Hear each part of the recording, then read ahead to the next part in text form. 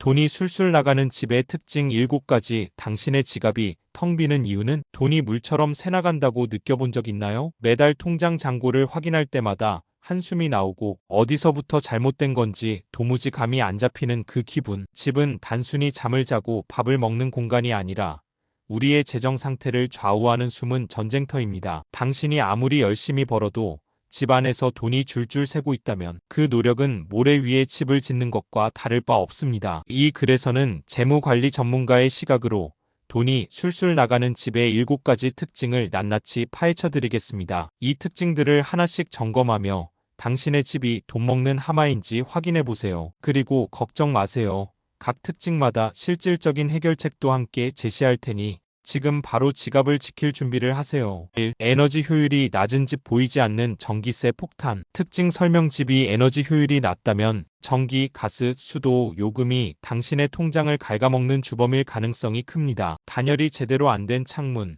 오래된 가전제품, 불필요하게 켜져 있는 전등, 그리고 에너지 효율 등급이 낮은 냉난방 기기는 돈을 태우는 블랙홀입니다. 예를 들어 한국의 평균 가구 전력 소비량은 약 350kWh월인데 에너지 효율이 낮은 집은 이보다 2030% 더 소비할 수 있습니다. 이는 연간 수십만 원의 추가 지출로 이어집니다. 왜 문제인가? 에너지 효율이 낮은 집은 단순히 요금이 많이 나오는데 그치지 않습니다. 겨울엔 춥고 여름엔 더운 환경은 생활의 질을 떨어뜨리고 결국 추가적인 비용의 전기장판, 선풍기, 에어컨을 유발합니다. 환경에도 악영향을 미치며 장기적으로는 주거 비용에 큰 부담으로 작용합니다. 해결책. 단열 개선. 창문에 단열 필름을 붙이거나 이중창으로 교체하세요. 한국의 겨울철 난방비는 단열 상태에 따라 최대 40% 절감 가능합니다. 고효율 가전제품. 에너지 효율 1등급 제품으로 교체. 예를 들어 10년 된 에어컨을 최신 모델로 바꾸면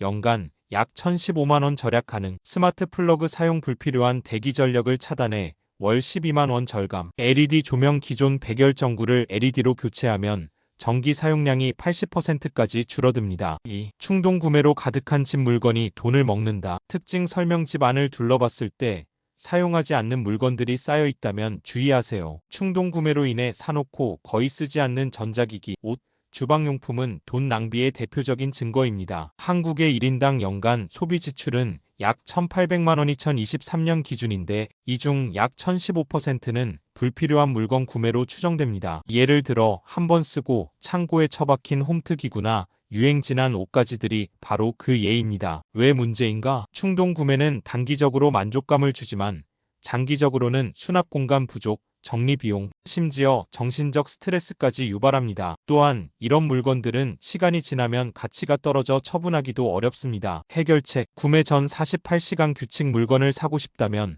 48시간 동안 정말 필요한지 고민하세요. 충동 구매의 70%는 이 시간을 견디지 못합니다. 미니멀리즘 실천. 집 앞 물건을 정리하며 1년 동안 안 쓴 물건은 과감히 처분. 중고 판매 플랫폼. 당근마켓, 중고나라 등을 활용하면 추가 수익도 가능. 구독 서비스 점검. 불필요한 스트리밍 서비스나 정기 배송 서비스를 해지하세요. 평균적으로 한국 가구는 구독 서비스에 월 510만 원 지출. 리스트 작성. 쇼핑 전 필요한 물건만 적은 리스트를 작성해 충동 구매 방지. 3. 고정비 과다. 월세, 대출, 관리비의 함정. 특징 설명. 집과 관련된 고정비. 월세, 대출 상환, 관리비가 소득의 50% 이상을 차지한다면 당신의 집은 재정적으로 위험한 상태입니다. 한국의 평균 가구 소득 대비 주거비 비율은 약 3,035%인데 이를 초과하면 저축이나 투자 여력이 급격히 줄어듭니다. 특히 아파트 관리비는 평균 월 2,030만 원 수준이지만 고급 아파트나 오래된 건물은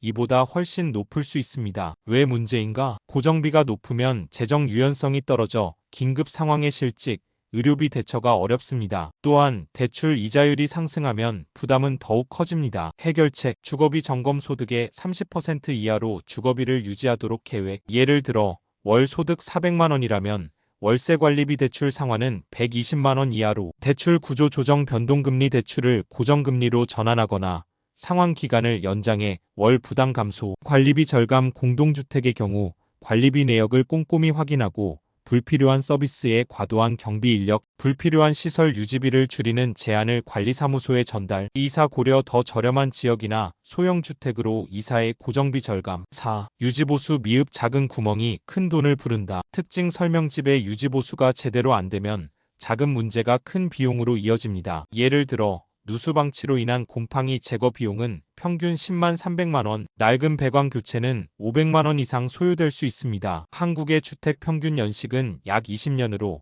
특히 오래된 집은 유지보수 비용이 급증합니다. 왜 문제인가? 사소한 문제를 방치하면 수리비가 기하급수적으로 늘어납니다. 또한 집의 가치 하락으로 매매나 임대 시 손실이 발생할 수 있습니다. 해결책, 정기 점검 연 12회 집 안배관, 정기, 단열 상태 점검, 전문가 고용 비용은 약 1,020만 원 수준, 즉각 대응 누수, 균열 등 문제 발견 시 즉시 조치. 예를 들어 누수는 초기 대응 시 50만 원 미만으로 해결 가능. 예방 투자 방수 코팅, 배관 청소 등 예방적 유지보수에 투자. 연간 50만 원 투자로 수백만 원 손실 방지 가능. 보험 활용 주택 화재 보험에 누수, 화재 등 포함된 상품 가입. 5. 불필요한 공간 활용 비효율적인 공간 낭비. 특징 설명집이 너무 크거나 방이 사용되지 않는다면 돈 낭비입니다. 한국의 평균 주거 면적은 1인당 약 32인데 필요 이상으로 큰 집은 난방, 청소, 관리비 등 추가 비용을 유발합니다. 예를 들어 4인 가구가 백이 아파트에 살면서 방 하나를 창고로만 사용한다면 그 공간에 드는 관리비와 난방비는 매달 510만 원 낭비입니다. 왜 문제인가? 사용하지 않는 공간은 유지비만 늘리고 효율적인 생활을 방해합니다. 또한 큰 집은 정리정돈에 더 많은 시간과 비용을 요구합니다. 해결책, 공간 재구성 사용하지 않는 방을 임대하거나 공유 오피스, 취미 공간으로 활용. 가구 최적화 다기능 가구 소파베드, 접이식 테이블로 공간 활용도 높이기. 이사 고려 가족 구성원 수에 맞는 적정 면적의 집으로 이사. 수납 정리 효율적인 수납 시스템 도입으로 불필요한 공간 낭비 방지. 6. 외식 의존도 높음 주방이 놀고 있다. 특징 설명집에서 밥을 거의 안 해 먹고 배달음식이나 외식에 의존한다면 지출이 눈덩이처럼 불어납니다. 한국 가구의 평균 외식비는 월 3,050만 원 수준이지만 배달앱 사용이 잦은 가구는 이보다 2배 이상 지출할 수 있습니다. 예를 들어 배달음식 한 번 주문에 3만 원, 주 3회 이용 시 월 36만 원 추가 지출입니다. 왜 문제인가? 외식과 배달은 편리하지만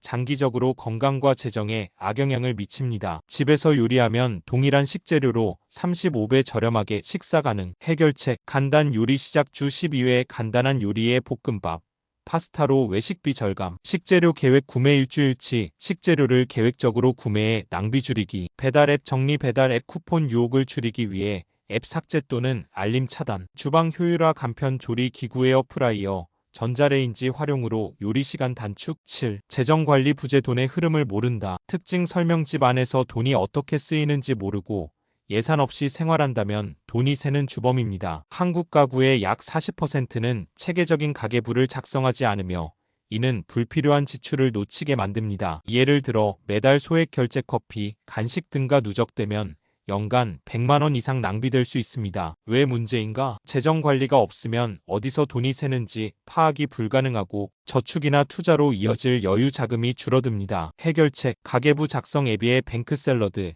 토스이나 엑셀로 매달 지출 기록. 예산 설정 소득의 50% 생활비, 20% 저축, 20% 투자, 10% 여가로 분배. 소액 지출 관리 커피, 간식 등 소액 지출을 주 2회로 제한. 정기 검토 매달 지출 내역을 검토하고 불필요한 항목 삭제. 결론, 당신의 집, 돈 먹는 하마에서 벗어나자. 돈이 술술 나가는 집은 단순히 건물의 문제가 아니라 우리의 생활 습관과 선택이 얽힌 결과입니다. 에너지 효율, 충동 구매, 고정비, 유지보수, 공간 활용, 외식 의존도, 재정 관리까지 이 7가지 특징을 점검하고 개선한다면 당신의 지갑은 한결 가벼워질 것입니다. 지금 당장 집 안을 둘러보고 작은 변화부터 시작해보세요. 예를 들어 오늘 LED 전등으로 하나 바꾸거나 가계부를 작성해보는 것만으로도 연간 수십만 원을 절약할 수 있습니다. 돈이 새는 집을 막는 첫걸음은 바로 당신의 손에 달려 있습니다. 지금 행동하세요. 여기까지 함께 해주셔서 정말 감사합니다. 공간이 바뀌면 마음도 달라지고 마음이 바뀌면 삶도 조금씩 변하더라고요. 오늘 영상이 그런 작은 변화의 시작이 되었길 바라봅니다. 오늘 영상이 괜찮으셨다면 좋아요 한번 눌러주시면 큰 힘이 되고요. 구독과 알림 설정까지 해주시면 앞으로도 좋은 기운 가득 담은 이야기들 놓치지 않고 만나실 수 있어요. 구독자님의 집에 하루에 언제나 따뜻하고 편안한 기운이 머물기를 바랍니다. 그럼 다음 영상에서 또 인사드릴게요. 감사합니다.